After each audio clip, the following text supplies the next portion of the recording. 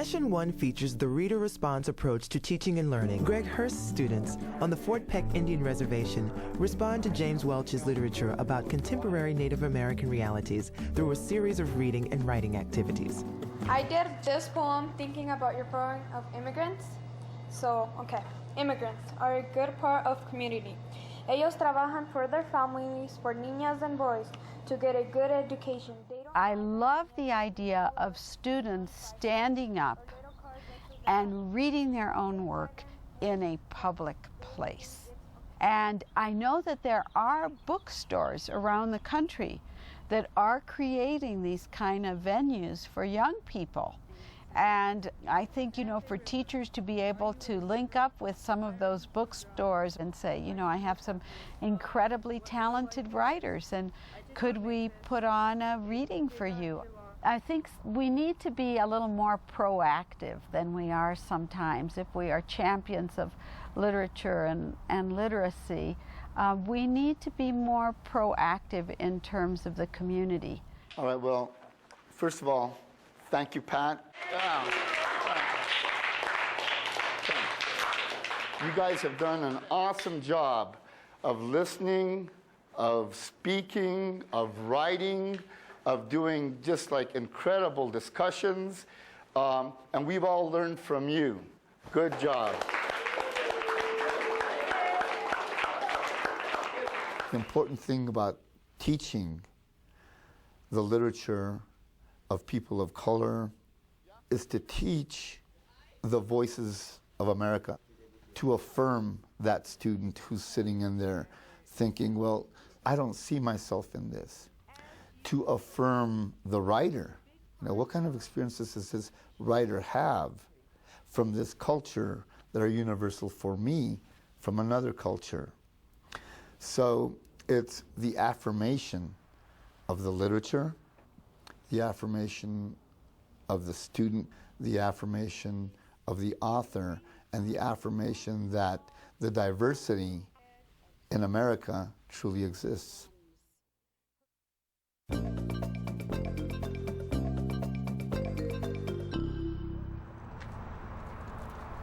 My name is Greg Hurst.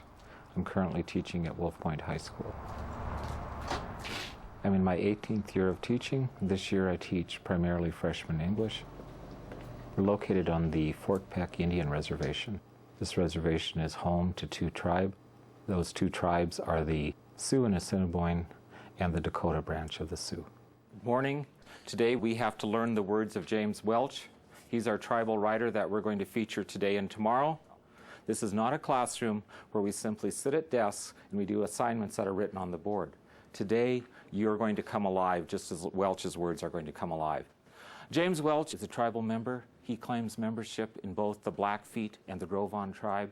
That puts him a little close to my heart for a couple of reasons. He writes a lot about Browning, which of course is the Blackfeet area. He also writes a lot about Harlem, which is the Gros Ventre area. We both know those places. In fact, as you know, Harlem is right in our own conference. So we have an instant connection with him. Another thing about James Welch, he's living and writing yet today. James Welch is considered to be one of the people who launched the Native American Renaissance when Native writing began to flourish because Native students were going to colleges and universities and were demanding to see themselves in the literature. His work attempted to capture something of a contemporary Indian reality. And this is probably the least known, is his only collection of poems called Writing the Earth Boy 40. James Welch goes back to this image all the time of the Earth Boy 40. Any idea what Earth Boy 40 might mean? Acres. Acres. 40 acres. So what that tells us, as Katie just said, is Welch grew up on a 40-acre allotment. I want to look in some detail at Welch's poem, Christmas Comes to Moccasin Flat. So read this poem with me. Pre-reading activities call up background knowledge and facilitate students' response. Elks play games in high country. Chiefs eat snow and talk of change. Greg employs several pre-reading strategies to take students into the poem, which will later take them into Welch's novel, The Death of Jim Loney. All right, first thing, let's deal with that title. What's our first word? Christmas. What does Christmas mean? Give me one or two words. What does Christmas mean? Shout them out. What does Christmas mean? Holiday. Snow. Holiday, snow. Put those down. Holiday, snow, presents. Put any of those words down. Now, we have a very interesting place. Just write it anywhere on the side. We're going to add this poem up. What's our interesting place? Where is Christmas at? Moccasin Flat. Moccasin Flat. Who knows in here where Moccasin Flat is? It's in Hayes, Montana. No, not the Moccasin Flat I know. Does anyone know where Moccasin Flat is? Moccasin Flat once was in beautiful downtown. Where am I from? Browning. Moccasin Flat was once in downtown Browning. It was the oldest and the poorest street in Browning, with a very few shacks. Some of the poems in Writing the Earth Boy 40 are quite dismal and depicting contemporary Indian realities. That is, in a sense, fitting because that was the world that Welch knew at that time. So Welch is telling us in this title already, this poem, think two things. Think Christmas, which should be happy, important, special, in Moccasin Flat, where very little is happy, special, and important. Put that picture in your mind. Christmas Comes to Moccasin Flat contains a very bitter irony where medicine women sit and spit at the television and warriors are seeking commodities and fall into a wine sleep. So the traditional roles are gone. There are plenty of poems out there about eagles soaring or the old days of buffalo. But Welch tries to tell it like it is. Eric, let's start with you. Would you read the poem up to the punctuation? When Eric stops, I want you to draw a line where he stopped. If he stops after the word this, I want you to draw a line after this. Break it up. Christmas comes like this. Christmas comes like this. Take a moment, write what thought comes into your mind. A very brief thought right off to the side. Christmas comes like this. Write that thought. Let's move on. Who is my second good reader in here this morning? Ben. This morning in studying James Welch, we need to isolate the words and bring them alive with the students. Winds cheat to pull heat from smoke. Winds cheat to pull heat from smoke. Image number 5. I really wanted to see if Welch's words would in fact paint some type of picture in students' minds. So I asked them, therefore, find important words that will paint an image that you can see in your mind that will put you closer to this particular poem. Let's move down to stanza 4. We just have a name again. We had Charlie Blackbird in stanza 2. In stanza 4, we have a name. Who will read that name for me? Medicine Woman. Medicine Woman. Another good name. Would you put what comes into mind when you hear that name, Medicine Woman? Who will read the rest of that line for me as we're coming up to the break? Calls each blizzard by name and predicts 5 o'clock by spitting at her television. Would you write that image that comes into your mind and put a star on it, because that's a major pause. It's 2 full lines, and it ends with a period.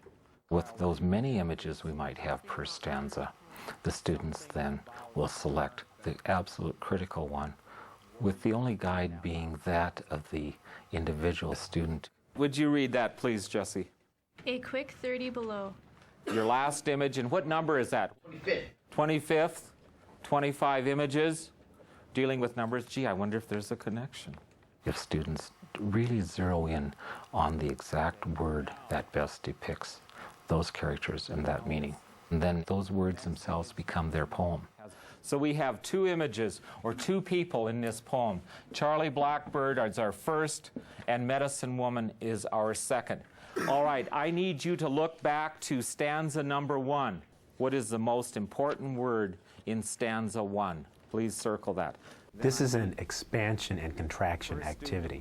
When students are writing in the margins in response to the poem, they're fleshing out their ideas. When students are circling words in the poem, they're refining their response by checking it with the essential ideas and words in the text. Evan, would you put that up here as 1A? Christmas. Gus, do you have one? Would you put it up as 1B, please? Unhurried. So we have two words up there. A very concrete word and a little more of an abstract word. Christmas and unhurried.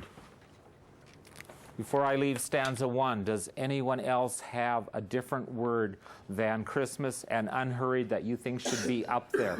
Sue, would you add it as 1C? And while she's doing that, would the rest of you move to stanza 2 and circle what you believe is the most important word in stanza 2? Christmas, unhurried, warriors. Very good choices we have for stanza 1. Now move on to stanza number 2. This activity engages students as personal readers of the text. They're taking the images and the lines that they've circled. They're putting those ideas on the board, and they're looking at those images and ideas from all the other students and creating together their new understandings of the text. Commodities. Okay, does anyone in here have a different word, stanza 2, that hasn't been up yet? They are sharing with others their vision, their interpretation, the meaning of the poem. This is reader response. Vision. Now we do something that's a little frightening. We have to, looking at those words, we have to be ended up with only 5 words. 1 word for 1, 1 for 2, 1 for 3, 1 for 4, and 1 for 5 if we really want to understand this poem. I need a person who will do 2 things. Go up there and erase 2 of those words. Who can do that? Josh, because he raised 2 hands, not just 1. What I need you to do is erase 2 words from stanza 1. And this is describing Charlie Blackbird. All right, he's leaving warriors. Would you erase the letter in front of warriors too, so we just have the 1 word? All right, stanza 1, warriors. Do the same on your papers. Reduce stanza 1 to 1 word. This activity can enable students to appreciate how 1 word in each stanza influences and supports their understanding of the entire poem. Stanza 2. We have 4 words. This will be perhaps a harder task. 2 comes after 1, so your word up there is warriors. You need to build on that according to Charlie Blackbird and erase 3 words, leaving 1. So we're left with warriors and commodities. Okay, now what I need you to do, look what we have. This poem is about 2 people. Looking at those 2 people and those words we have left, give me on your paper 1 or 2 at the most complete sentences what this poem is the story of.